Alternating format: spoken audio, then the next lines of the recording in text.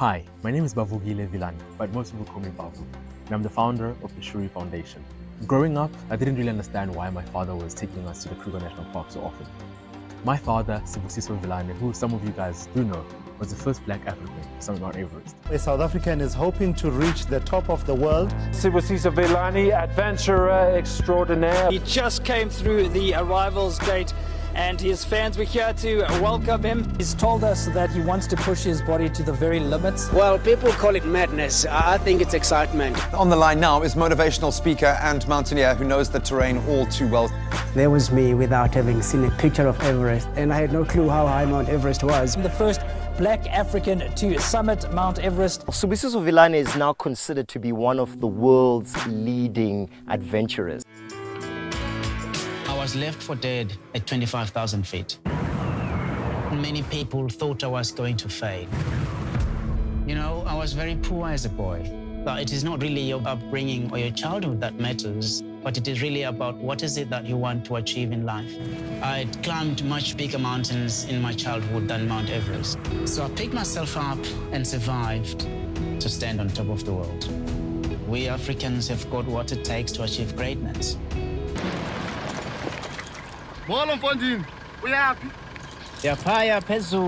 Hey, aren't you the guy who climbed Everest? That's me.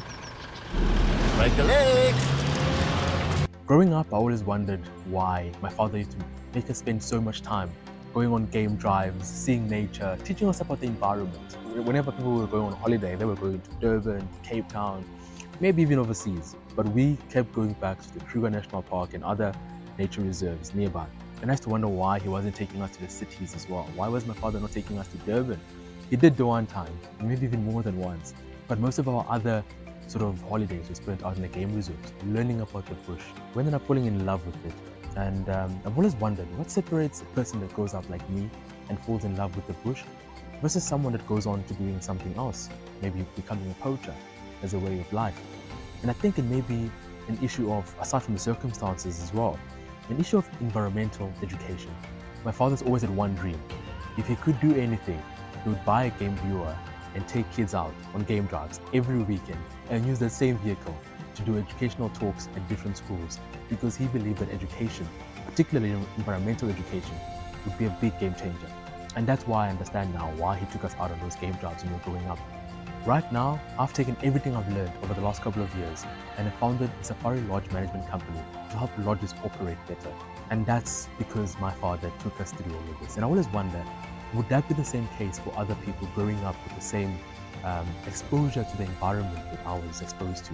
I believe that the difference between someone ending up in my shoes running a safari lodge management company, really trying to do things in conservation, was the fact that I went on all those game drives with my father growing up.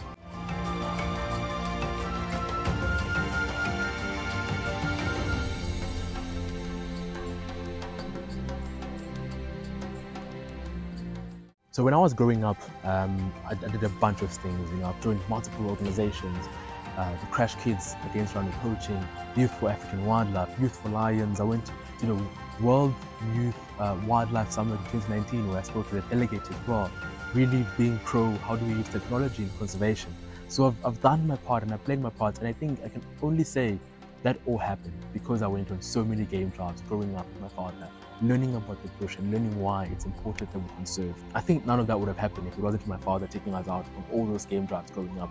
And I think that's why now I look back and I think it's very important that we pass this on to the next generation. My father's always had one dream: to buy a game viewer and use his expertise and knowledge of the bush to take kids out on game drives every weekend. And if not on weekends or school holidays, also use the same vehicle to tell stories and go to different schools for environmental awareness. Now, we want to make that dream come true with the Shuri Foundation. We'd like to buy our first game viewer and start taking students out and young children out to the game reserves.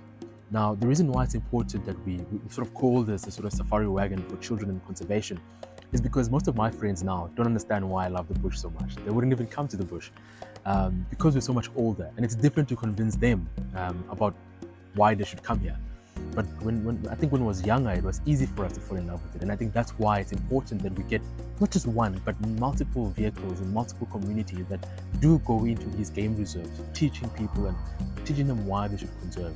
I think it's easy to protect something that you feel that you're proud of.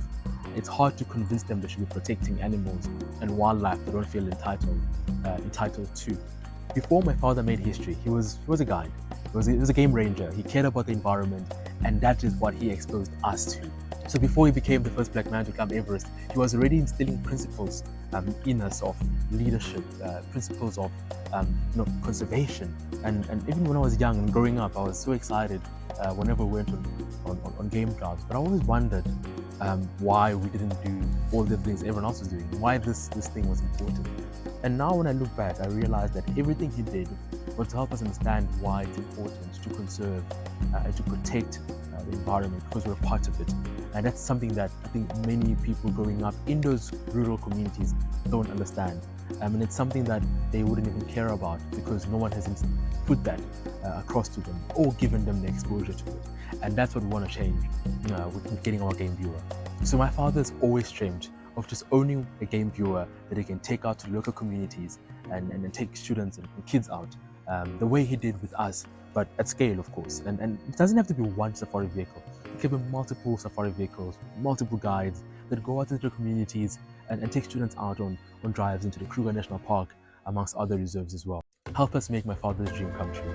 It starts with one vehicle, because one vehicle can change lives. And let this one vehicle be the vehicle for change. Thank you for taking the time watching this video. We appreciate it and hope you can share it so we can spread the word and help make my father's dream come true.